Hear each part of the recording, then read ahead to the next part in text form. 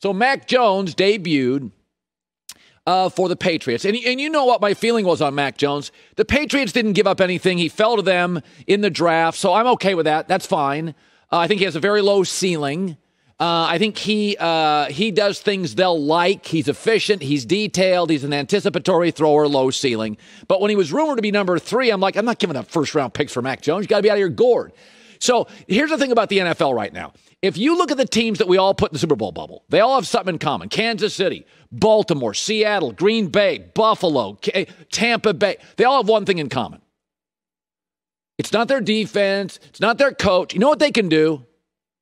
In 2021 NFL football, they can give you cheap points, 2-play drives, throw it over the top. During the Belichick era, which about 3/4 of it, we were a running and a defensive league. That's great. You can win 10 games that way. But Miami and New England were like, the ceiling's lower, right? You got to do the Kansas City, Buffalo, Aaron Rodgers, Russell. You get cheap points. Brady, over the top, Mike Evans. The Rams, by the way, had the number 1 defense in the NFL. They got rid of their quarterback. Why? And they went and drafted speed receivers. Why? What did the Rams do? They're like, we're not good enough at quarterback, and we're not fast enough at wide receiver. Their defense was number 1. Out in the playoffs real quick. Steelers. Their defense was number 3. Baltimore. Can't just do it on defense. So when I watched Mac Jones last night, here's the dilemma of replacing Tom Brady. Mac Jones is exactly what I thought he would be. He's got good feet. He's an anticipatory thrower more than Cam. He'll make adjustments at the line. He's accurate. He's calm. His prep is fantastic. Like, this kid lives in a playbook. But you're not making any plays. You're not extending any plays. I mean, Brady was drafted by a Major League Baseball team. Brady was bigger and he was stronger. Brady always had a plus arm. He doesn't have a plus arm as much anymore. Brady always had a great arm. He's the best cold weather thrower I've ever seen in my life, including Marino, including Elway. Brady threw an incredible ball in cold weather, and Foxborough has it. And then now what New England has, watching last night, they got a little bit of two things. You got Cam, who actually has some playmaking, but he's not as accurate. He's not an anticipatory thrower. The guy's got to be open, and there's limitations on Cam's efficiency. Like, that's not what he's for. But boy, in the red zone, Cam tucked that ball in. Like, they don't have many playmakers. Or you can go to Mac Jones, who will be better in the efficiency and the accuracy stuff. And the coaches will love that because this is like the most detailed, most, like pocket protector coaching staff of all time, right? They do all the details. The screen passes are like the best in the league. They're traps. They're special teams. They're defensive coverage. They never give you cheap touchdowns. So this is the problem with replacing Brady. Like, Brady could give you both. Brady gave you super efficiency, super details, but he was 6'5" with a great arm, often in lousy Foxborough weather, and he could throw it over the top, and you got everything. Well, he's not a super athlete. Brady moves in the pocket as well as anybody I've ever seen. So he was always sneaky athletic. So I just watched him like, Mac Jones is what I thought Mac Jones would be. He is what I thought he would be. But that's why the Rams went and got Stafford. And in the draft, we made fun of him in the draft, right? Just to get us another fast receiver. You just can't win with defense. The Rams have a brilliant head coach, the best defense in the league, the best defensive lineman in the league. They don't commit a lot of turnovers. They have an incredible culture. And they were 1 and done in the playoffs.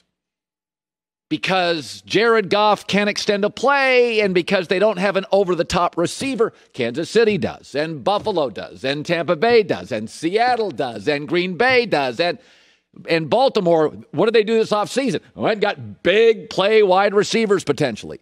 So, I watched New England, and I thought to myself, you can make an argument this morning that Mac Jones is a better fit for them. You can make that argument, and he's obviously the future. You can make that argument. But boy, the ceiling feels really low. It feels really low. And I think they go in 10 games. But I look at New England, and I think this is the dilemma replacing Brady. Do you want the playmaker or the efficient guy? Can't do two. It's not the way the NFL works. Not college. It's not the Mountain West Conference. It's not the way it works. So it's not a negative feeling. This is what I've said about Tua. Now, Miami went and got receivers. They got Will Fuller. They got Jaden Wall. When I watched New England last night, I felt like I'm watching the Miami Dolphins without all the speed and playmaking at wide receiver. And New England showed no ability to draft that position. So I think Mac Jones is somebody the coaches could easily talk themselves into this morning and say, well, he's just going to be, accurate. And by the way, if it was just about great coaching, smart quarterback play, pre-snap adjustments, and efficiency, Drew Brees would have 6 rings. But Drew couldn't throw it over the top at the end. And that's what I saw last night. The dilemma of post-Brady. The dilemma is hard. Maybe the message last night is, boy, put your arms around life when it's good. Because if good walks out the door, it is really hard to replace. 10-11 wins, no Super Bowl. By the way, here's Cam Newton talking about it last night about Mac Jones. The dilemma. That's not bad. I think you did find your future quarterback. Just know the ceiling's going to be low. You have to be a perfect football team, which mostly the Saints have been the last 5 years with Breeze, and you kept thinking they were smarter and better coached and more detailed, and they didn't. Got to have 2-play drives. That's what the Chiefs got. Got to have 3-play drives. That's what Seattle, Green Bay have. All right, let me shift to this. So the Bears and the Dolphins, and this is something I wish the NFL did more of. In fact, I've said this for years. I do not understand television executives in America.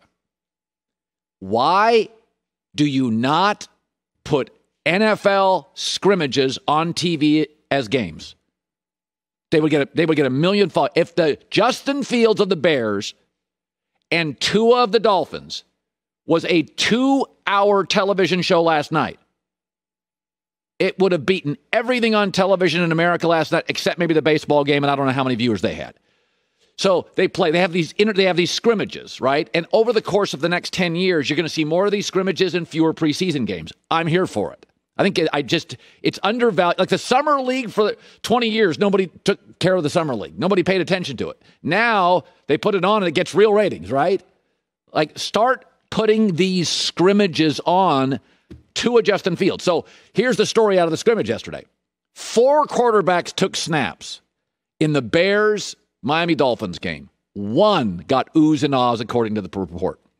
Oohs and ahs from the fans. Like, ooh, hoo, hoo, hoo. Justin Fields. That was the guy. And this is where the Niners are and where the Bears are. Garoppolo and Dalton, got all these snaps and experience. They ain't oohs and ahs guys. And players are fans too. And coaches love when players, they draw up a play and the player runs it all the way to the end. And Trey Lance and Justin Fields are not going to do that. Sometimes they're just going to wiggle around and make a play. And the fans are going to go, ooh, and the players are going to go, oh. And that's why Justin Fields is so exciting. You got to have buy-in from players. This is what I said about Mac Jones. You can be smart and efficient and accurate. Not getting a lot of oohs and ahs with Mac Jones or Tua. You're getting oohs and ahs with Justin Fields. And they need a playmaker. They got 1 top receiver, Allen Robinson, then a bunch of kids. They have 1 young tight end, Cole Kmet, that I like a lot from Notre Dame, but he's young and he's still developing. They have 1 running back is healthy and that I really like. They need a playmaker. And the Bears and the Buccaneers are very similar.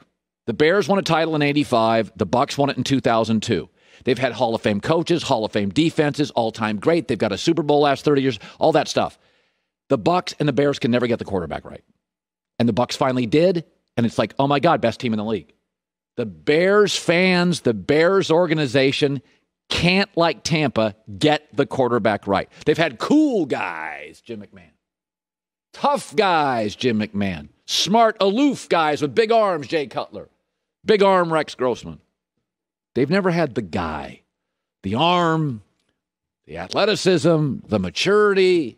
Not trying to be too cool, not trying to show off his arm, just a winner. They've never had, just a winner. Every Bear quarterback's got an issue. McMahon is too into being cool, and Cutler's too aloof, didn't get along with teammates. And Grossman was an arm and not much else. Good arm. It's like Justin Fields now, they got an ooh and ah guy. Don't screw it up. Chicago's one of the great cities in America, one of the great sports towns in America, and I swear to God, the Buccaneers and the Bears have had everything. They've had Hall of Famers, coaches, defenses, everything, and they can't get the quarterback right. I don't know what's in the water, the Chicago. I don't know what it is on Lakeshore Drive. Maybe there's some salt coming in and I don't know. This is exciting. 4 quarterbacks took snaps, 1. Fans are freaking out. And you know the players are, because players are fans too. I read a reporter who was at the scrimmage. I swear it should have been televised. Adam Hogue says, there is no doubt the best quarterback on either field today was Justin Fields.